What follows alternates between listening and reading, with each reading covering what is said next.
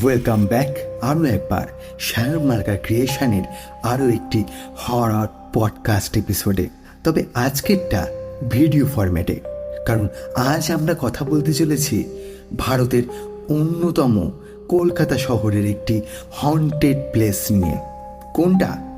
সেটা হলো আমরা যেখানে প্রতিদিন লাখো লাখো মানুষ কাজের সূত্রে যাতায়াত করি, যেই যানবাহনটি ব্যবহার করে, অর্থাৎ মেট্রো রেল অথবা লোকাল ট্রেন। হ্যাঁ, আমি ঠিক সেখানকারই কথা বলছি, আমাদের কলকাতা শহরের রবীন্দ্র সরোবর মেট্রো স্টেশন নিয়ে।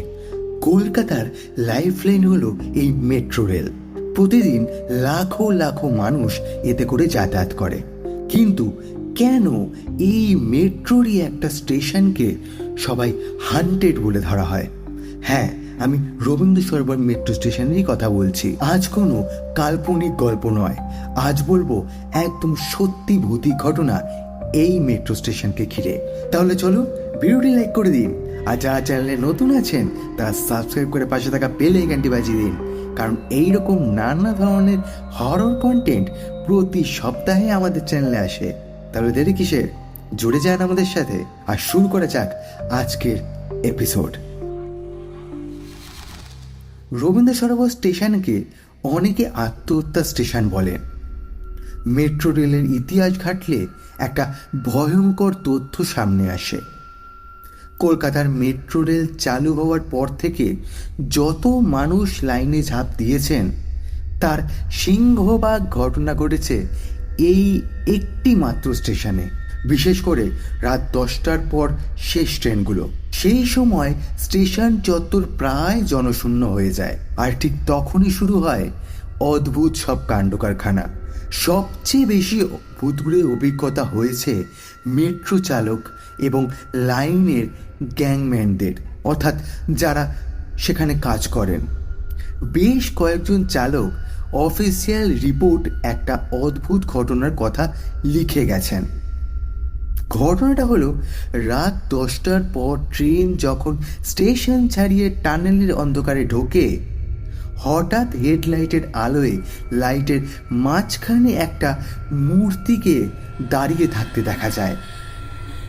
চালক সজোরে ইমার্জেন্সি ব্রেক কষেন, ঝাঁকুনি দিয়ে ট্রেন থামে, কিন্তু নিচে নেমে যখন খোঁজাখুঁজি করা হয় তখন সেখানে কিচ্ছু খুঁজে পাওয়া যায় না। কোনো মানুষই নেই, কোনো বডি বা কোনো কাকপক্ষীর অস্তিত্ব পর্যন্ত নেই। অভিজ্ঞতা নম্বর 2, শুধু চালকরা নন, সেই ট্রেনের যাত্রীরাও অনেক কিছু অনুভব করেছেন বলে দাবি করেন। তার মধ্যে স্টেশনের প্ল্যাটফর্মে যখন শেষ ট্রেনটা এসে দাঁড়ায়, তখন নাকি বাতাসের তাপমাত্রা হঠাৎ করেই অনেকটা কমে যায়।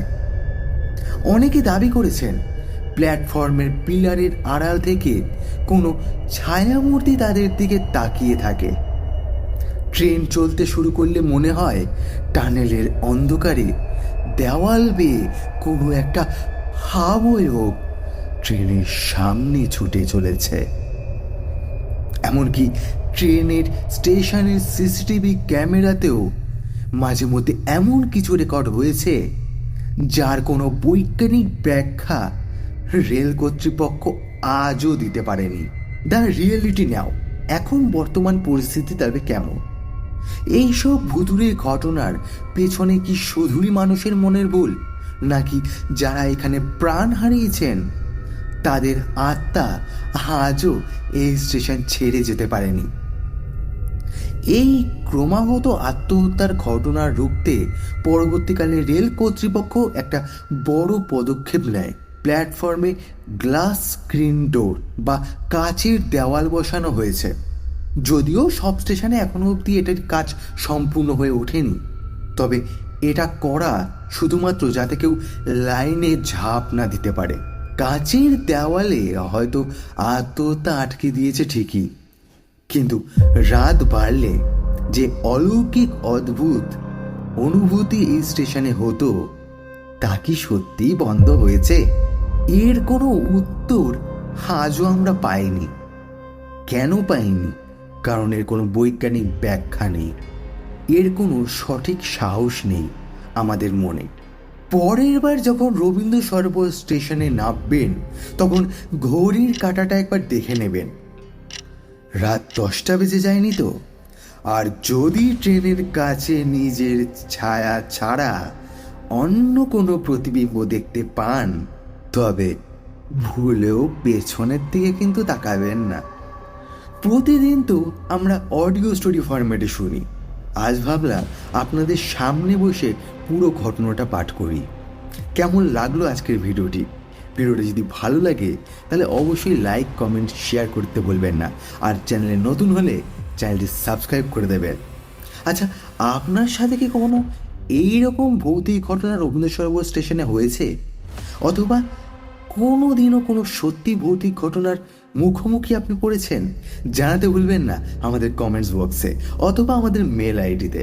ততক্ষণের জন্য ভালো থাকবেন, সুস্থ থাকবেন, সুরক্ষিত থাকবেন আর এইভাবেই